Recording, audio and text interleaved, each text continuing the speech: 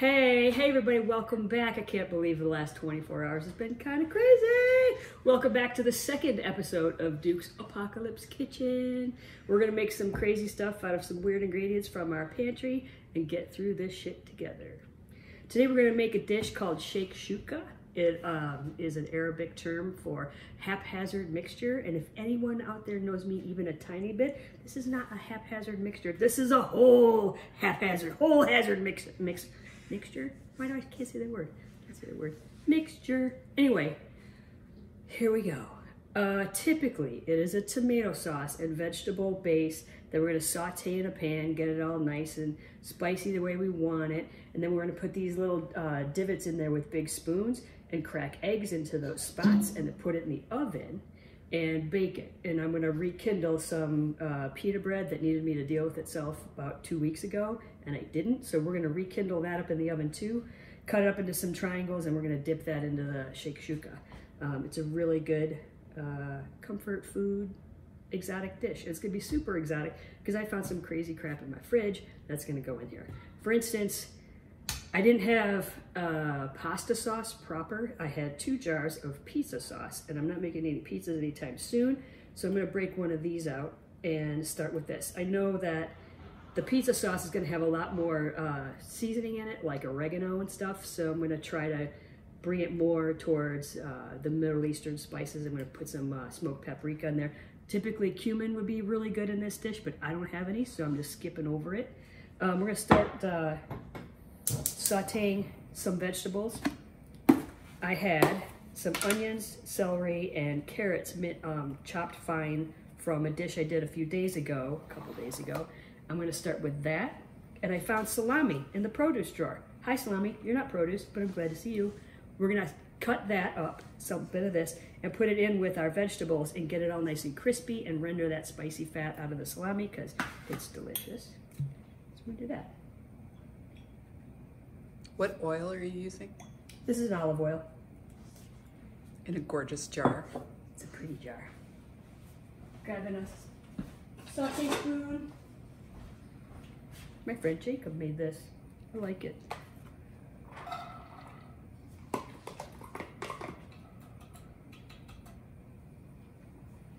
And if you make this dish and you don't use your entire jar of sauce, save it. In a couple more episodes, we're gonna use the rest of the sauce in another dish. So that's all about the apocalypse cooking. Nothing is getting thrown away. Everything is getting used to its farthest end entity. Gonna chop up some salami.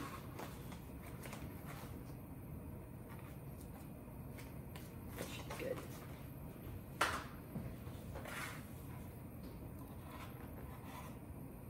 So I'm loving the comments out there.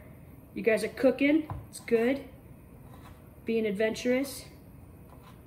If you have any questions about anything, don't hesitate to ask me in the comments. When I'm done with this recipe, I will post the full recipe and some alternatives in case you don't have everything in your pantry to make this.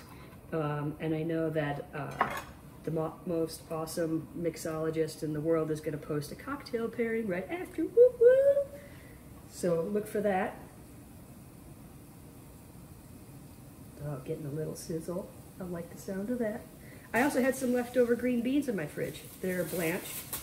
Gonna chop these up and throw those in as well. I want to have a tomato that needs me to deal with it today because it's getting soft, so I'm gonna throw that in there too.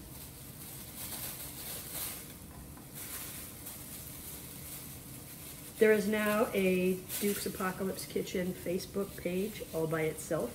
If you go to that and like the page, you'll get all the videos and all the awesomeness that we are going to drum up.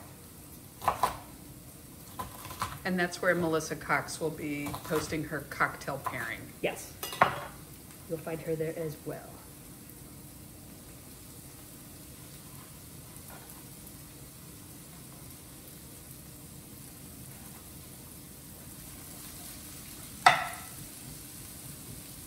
Oh, salami, you smell so good. I love being the studio audience because I get to eat this. Benny's. She's also my roadie and pit crew. Exactly. And my awesome director.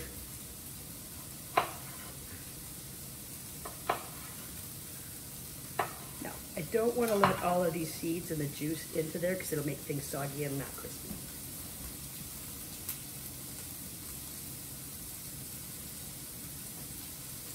So show them what you did, maybe. Just squirted it out into the sink. I'm going to do these 2 pieces. I'll be right back.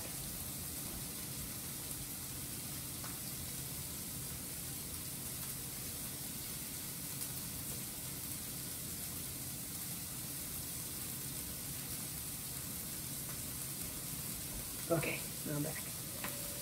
Ooh, that's right. Gonna take a sip of orange juice. It's important to get your vitamins, stay hydrated. Hydrated during the apocalypse. It helps your speak better too. Not me, but other people, I'm told. Look, Mom, no vodka.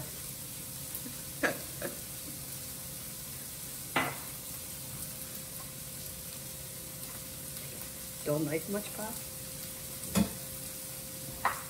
A tomato will be the first to tell you if your knives are sharp or not. Mine was not.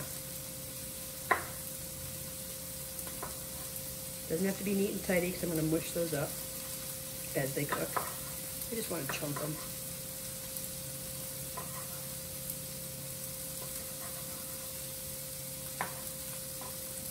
So because you squeezed some of the juice out, it's going to make it so it's not so mushy in the dish. I'm adding less water to this. I really want the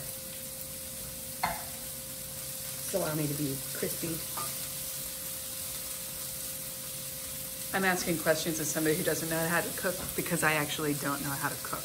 And I forget some of the things that I do that other people might not know.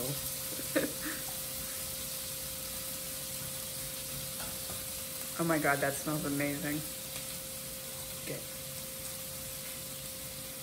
Good.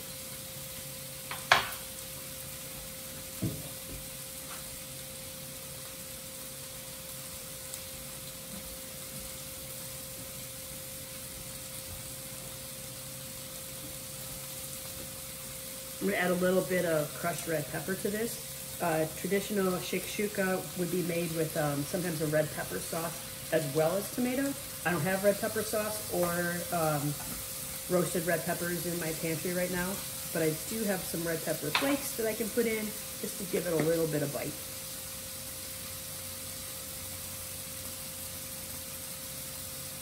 That's probably good. After we get the sauce going, I have my oven on. I'm going to finish baking this with the eggs in it. How much should you preheat the oven to? 350. Okay.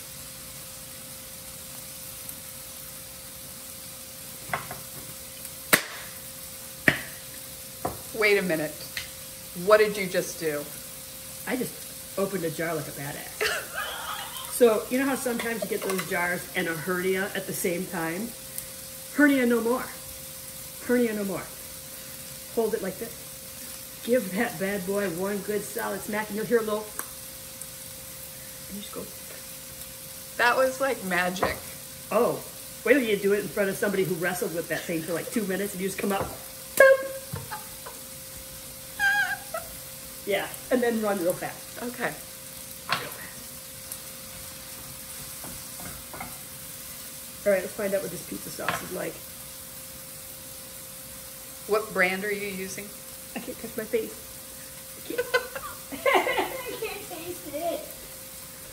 Yep, smells like a pizza. What brand did you use? Oh, this is a Trader Joe pizza sauce.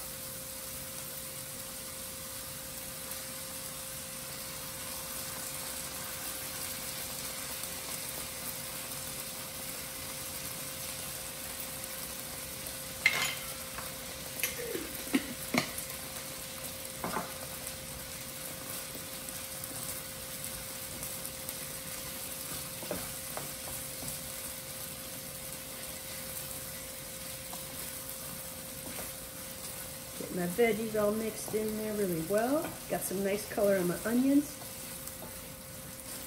Looking good.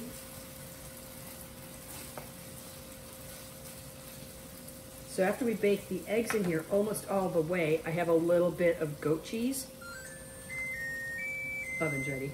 The recipe calls for feta cheese, queso fresco, any kind of hard white crumbly cheese. Didn't have any of those. I did find some goat cheese. I want to put some goat cheese on it.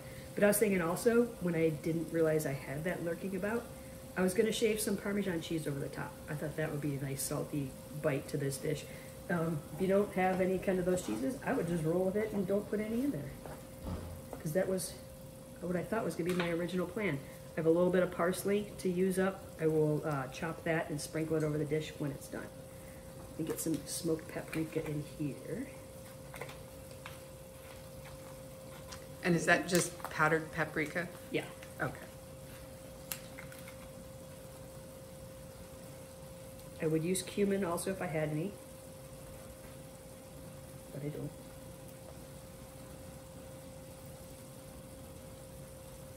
That's probably like a half a teaspoon. You can always add more, you can't take it out, so do a little bit at a time.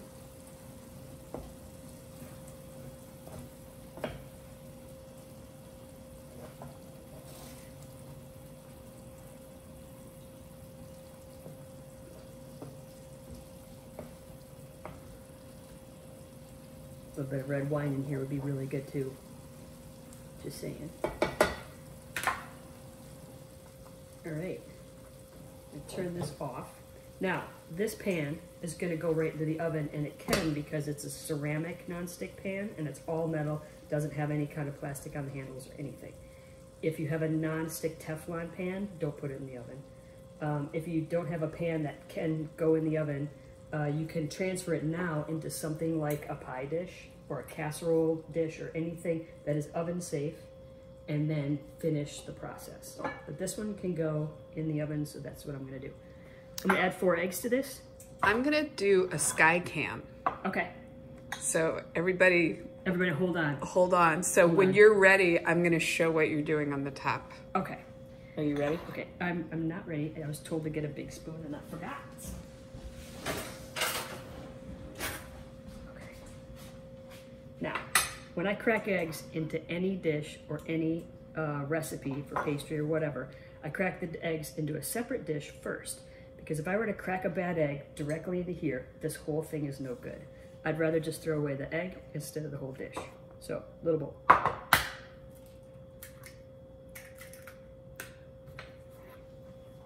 You're supposed to make a depression and slide it in. So it sits right in the spot.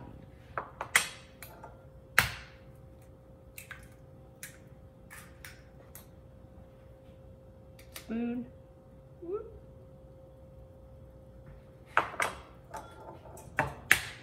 Oh, in the bowl.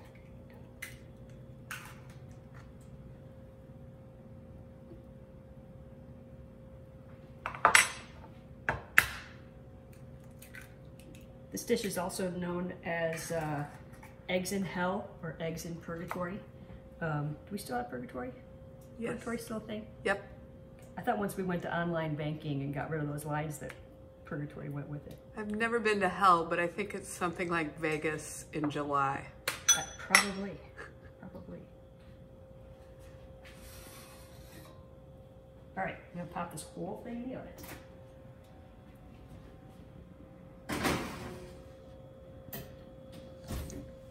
How long does it take? Depends on how well you like your eggs done. I like my yolks runny, and I like the whites 90% white. I don't get all upset if there's still a little bit of runny egg. Some people want to cook it more. It's up to you. You can test the whites, you know, with a little fork. See how you're doing. We're gonna let this go for about 5 minutes and check it. Should be pretty close to done. And then we'll put the cheese on. Am I doing the end of part 1? Yeah. All right, so we're gonna pause. we're gonna pause it, and then there's gonna be a second. We learned how to pause. Look at us go. I'm taking the elevator.